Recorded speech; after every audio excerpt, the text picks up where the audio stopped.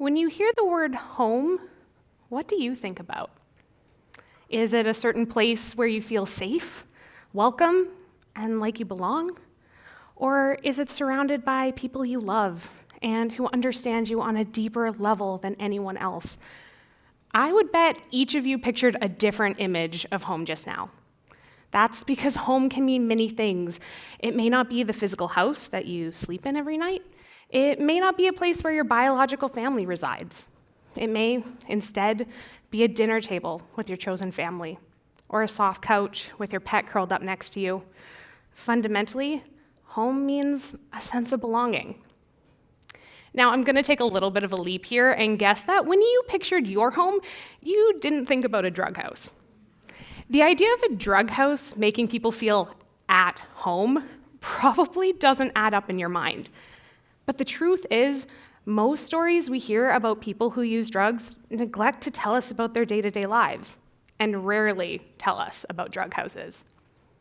I've been fortunate enough to be a student for most of my life. Part of my 14-year journey, now as a PhD candidate, has been spent trying to understand substance use. But what brought me to this area? I grew up as a farm kid. Growing up on a farm, helping to raise sheep, chickens, cats, and dogs taught me about a respect for all living beings, animal and human.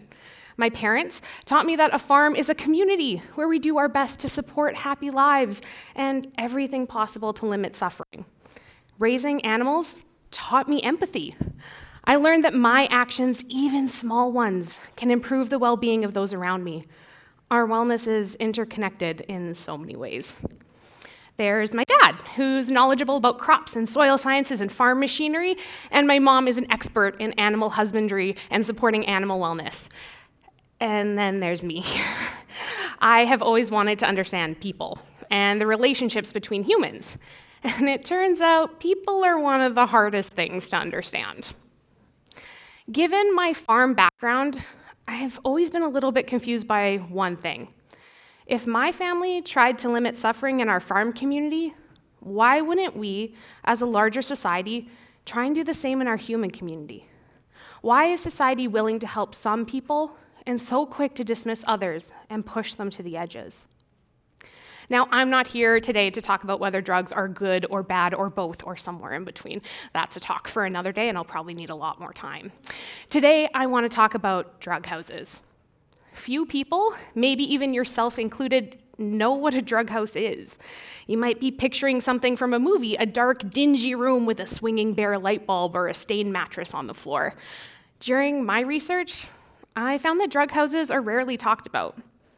If not ignored, then they're villainized, seen as a blight on the social value of a neighborhood or described as a dangerous drug den. More often than not, drug houses are just considered inevitable. Now, in the field of sociology, where I study, we understand that nothing is inevitable. Sociology has taught me that society is made by people, and therefore society can be changed by people.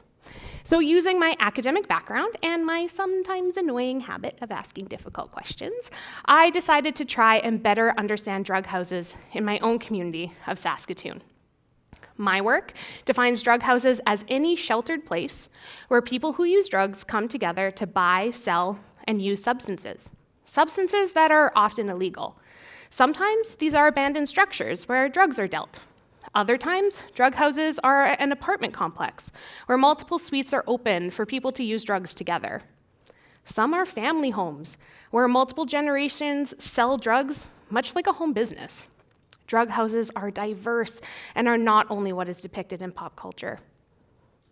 So why did I start today by asking you what it means to feel at home? Remember that feeling of safety and belonging? Now, for a brief moment, I want you to think about the opposite of home. Have you ever walked into a room where you didn't feel welcome? I'm sure many of us can remember that icky feeling in our stomach, the embarrassment, the dread and shame of being in a place where we felt we shouldn't be.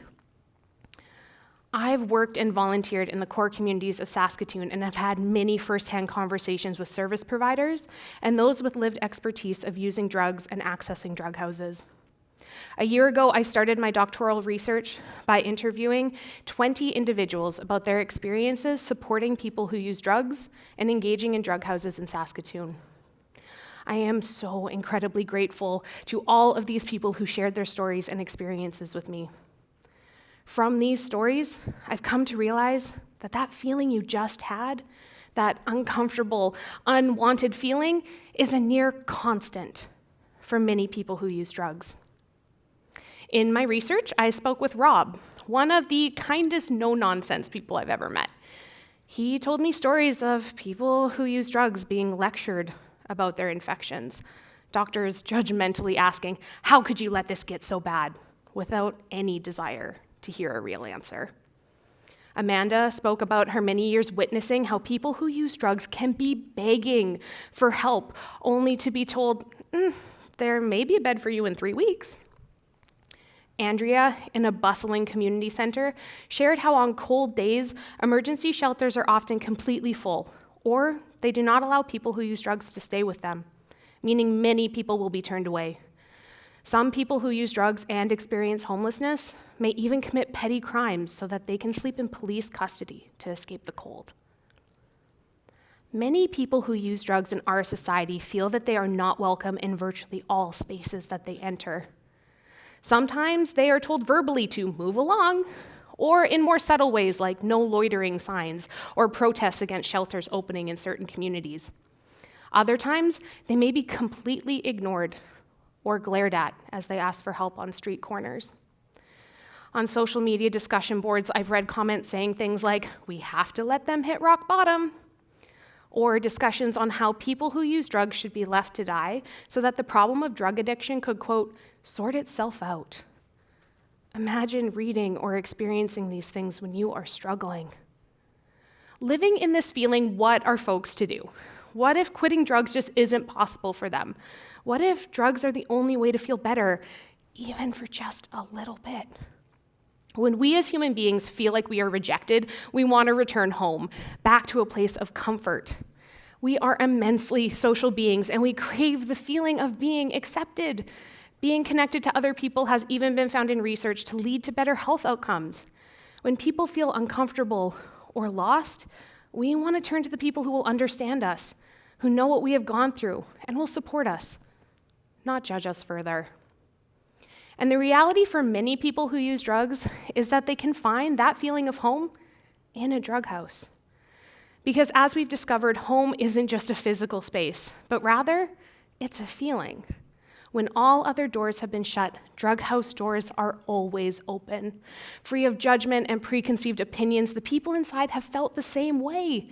It's a place, sometimes the only place, where people who use drugs can feel that they belong. Now, before I go on, I don't want to get too idealistic here. I completely understand that negative things happen in the walls of drug houses. I know that violence can occur, whether due to substance use or because large amounts of money are changing hands. I know this because the people who I talk to know this too. They are not naive to the potential dangers found in a drug house. Based on my interviews, I've come to understand that people who use drugs know that there is a potential for violence in drug houses, but they also understand that on the streets, in hospital rooms, and in many other public places, that feeling of being unwanted is constant. The people I have talked to explain that accessing drug houses felt like a safer option than accessing mainstream services and gave them a place where they could belong. Nate passionately explained to me that he never really felt needed in his life until he was running a drug house.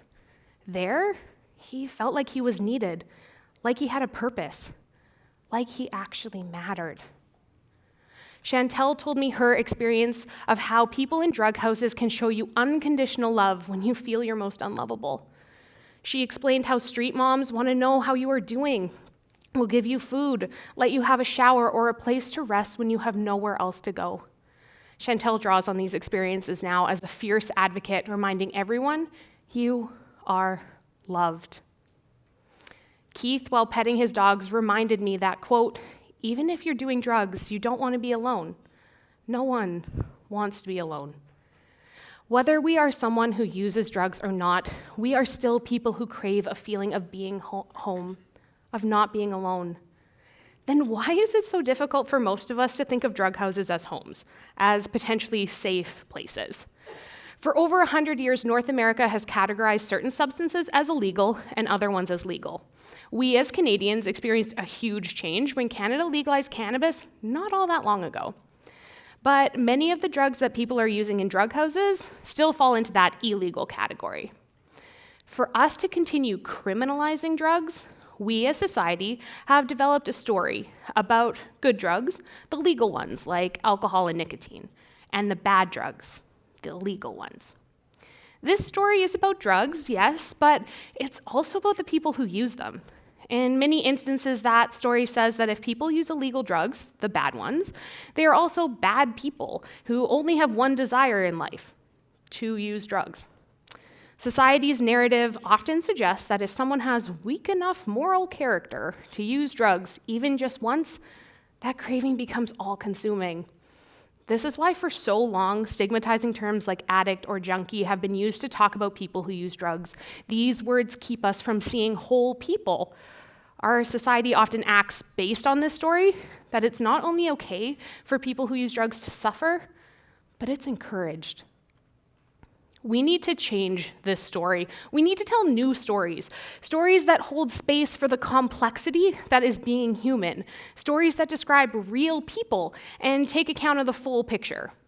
One way to see a fuller picture is to look at drug houses differently than we have. They are more than just places to use drugs.